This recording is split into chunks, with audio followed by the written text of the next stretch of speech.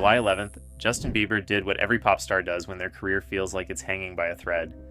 He dropped a surprise album, 21 tracks, no warning, no marketing, just one word in all caps: swag. Within minutes, fans were either screaming, crying, or asking if this was a cry for help disguised as a Spotify link. And honestly, both might be true. The album isn't just long, it's basically a therapy session with beats where Bieber sings about demons, depression, and even cracks in his marriage. It's raw, it's messy, and it's the kind of album that makes you wonder if Justin dropped this because he had art to share, or because his therapist stopped answering his texts. And while some critics are calling Swag honest and confessional, let's not sugarcoat it. When your album rollout feels less like a comeback and more like an emotional ransom note, it's fair to ask, is Justin Bieber making music or broadcasting a mental breakdown? If you thought Swag was just 21 tracks of Justin whispering swaggy in autotune, think again. This album is basically a public diary, and unfortunately, it doesn't read like a happily ever after. In Walking Away, he drops lines about marriage strain. And girl, we better stop before we say some We've been testing patience. I think we're better off if we just take a breath. And remember what grace is.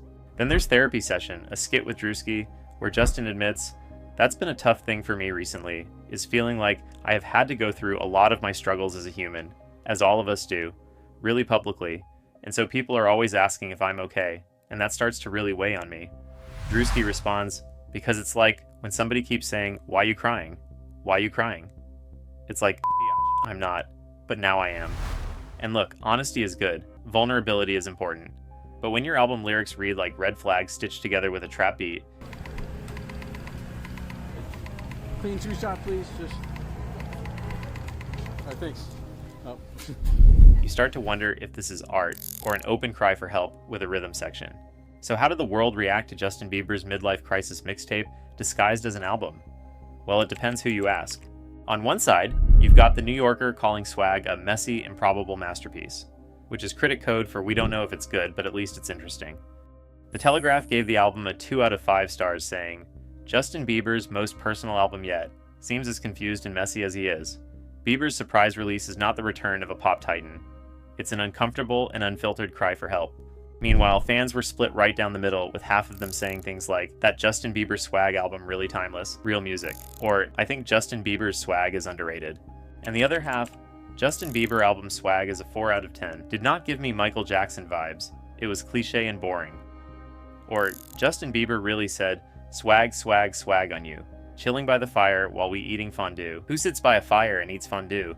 Also, why did he say swag so many times? Kai Cenat, known for his brutally honest album reviews, gave the album an 8 out of 10, but his lukewarm reaction while on stream felt like the album really deserved a 5 at most. There's a lot of songs that's gonna have to grow on me.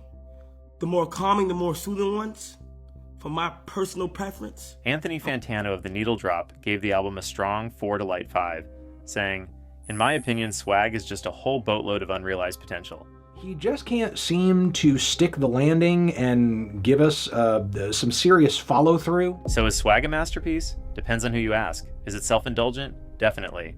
But either way, critics and fans agreed on one thing. This album isn't just about swag, it's about survival. And survival gets messy. While Justin is bearing his soul on Swag, the behind-the-scenes reality has turned that emotional rawness into something that reads more like evidence than art. On one front, his wife Hailey has rocketed to mogul status.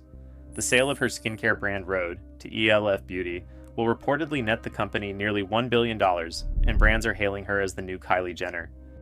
Yet across the marital divide, Justin is being memed as the new 2007 Britney, and according to multiple insider reports, still wrestling with erratic moods, anxiety, and depressive bouts. And on social media, his increasingly erratic behavior is only adding fuel to the fire. The late-night lives, rambling rants, and sudden disappearances make his feed feel less like a highlight reel and more like a public mood swing.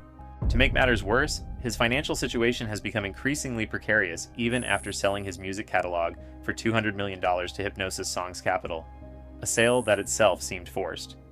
The cancellation of his 2022 Justice Tour triggered a cascade of debt, and he was forced to repay his ex-manager Scooter Braun, a staggering $31.5 million in tour advances and unpaid commissions. Reports say Justin has delayed paying the debt until the proceeds from Hailey's Rhode deal clear, suggesting that her business windfall might be the financial lifeline that rescues him from his debt crisis.